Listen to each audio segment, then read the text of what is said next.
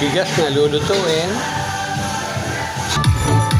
Ito po, naghanda na kayo ng ating music mamaya.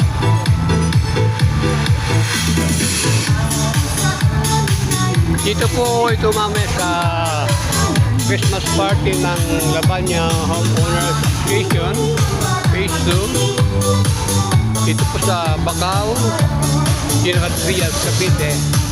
Sila naman po yung naghanda ng mga table na gagamitin. Ayan. Tingnan naman po natin ang mga pamimigay na gifts mamaya sa mga homeowner. Ito po ang aming mga na-solicit sa ating city government officials sa ating raffle mamaya sa mga homeowners.